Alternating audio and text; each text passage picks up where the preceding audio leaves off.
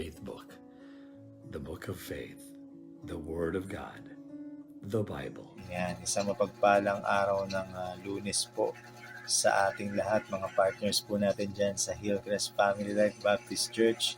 Kamusta po kayo? Muli nandito po inyo pong lingkod na si Preacher Majesty po from Hillcrest 2 Cruz Naligas. Yan. Nandito po tayo muli sa ating pong FBK, ang ating pong faith book a day. Ayan, happy Monday po.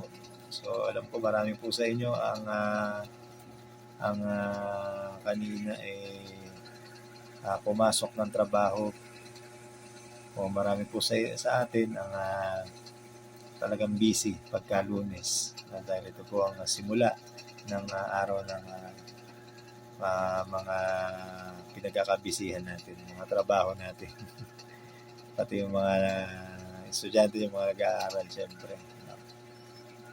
At sige po, tayo po tumako po sa ating pag-uusapan ngayon pong araw ng Lunes po, ang ating pong FPK for Monday. Ay na makikita po natin sa 2 Timothy chapter 2 verse 16 to 18. Yan po sa 2 Timothy chapter 2 verse 16 to 18. Sabi po dito, iwasan mo ang mga usapang walang paggalang sa Diyos, sapagkat ang mga iyan ang lalong naglalayo ng mga tao sa Diyos. Ang mga salita nila ay parang gangrena na kumakalat sa katawan. Kabilang sa mga nagtuturo ng ganito ay sina Hymenaeus at Phileto. Lumihis sila sa katotohanan, pinugulo nila ang pananampalataya ng iba sa pamamagitan ng pagtuturo na ang muling pagkabuhay ay naganap na. Ayan, grabe. So kung mapapansin nyo po, ito po ay sa binasa natin ay may dalawang tao na binabanggit dito si Pablo, na kung saan po ay sina Hymenaeus daw at si Phileto. No, ito pong mga taong ito po ay tinawag ni Pablo na gangrena. Alam niyo po sa salita po natin ay parang ano daw po ito, sakit na cancer. No? So alam mo na, kasi minsan bansag din yan sa taong sa taong makulit, no, o taong pasaway. Yung cancer daw ng lipunan. So ganun, no, ganun tinutukoy ni Pablo, pinatutukuyan ni Pablo yung dalawang tao na yun. So para silang mga cancer ng lipunan. dahil sa kanilang maling doktrina o aral na itinuturo na naglilihis sa tunay na pananampalatayang Kristiyano. No? Sila po ay mga huwad na guro, no, na ayun nga, nagtuturo ng muling pagkabuhay daw ay naganap na.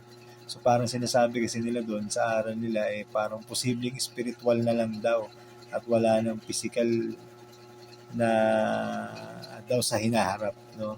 Pero hindi ko nababanggitin yung tungkol pa po doon sa kung anong maling aral o doktrina ang tinuturo nila, kasi bata yun. Masyado marami tayong pag-uusapan pagka inanuhan natin.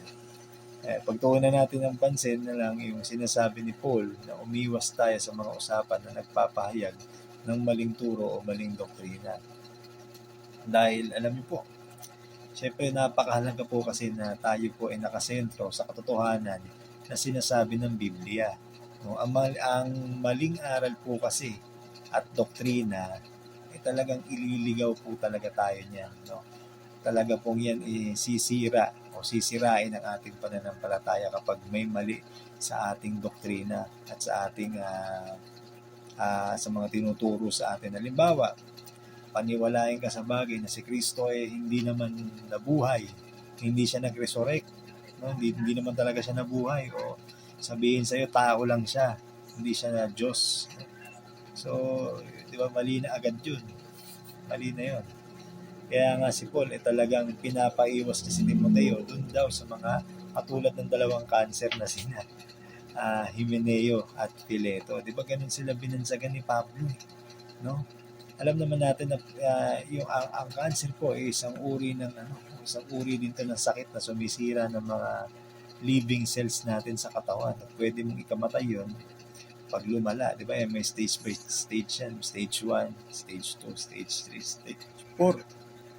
Ganun lumala.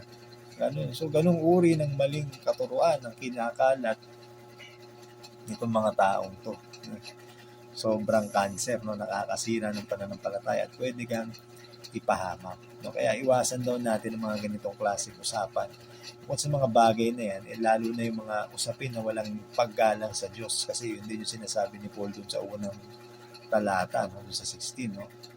Ano ba yung mga uri ng mga usapan na walang paggalang sa Diyos? Yung pakikipagchismisan, pakikipagmurahan, balahuran, mayabang ka magsalita. Lahat ng usapin na maglalayo sa atin sa Diyos, iwasan po natin. Kristiyano ka nga, di ba? Ganun ka pa rin magsalita. Iwasan natin dahil yun nga daw, parang cancer, no? Kaya nga ni Pablo. Tayo po mga Kristiyano, ay pinapaalalahanan sa mga talata pong ito na manatili tayo sa tunay na aral ng Biblia. No? Umiwas tayo sa mga debating nagdudulot lang ng pagtatalo at protektahan natin ang bawat isa mula sa mga maling turo na sumisira sa ating pananampalataya. Yun lamang po.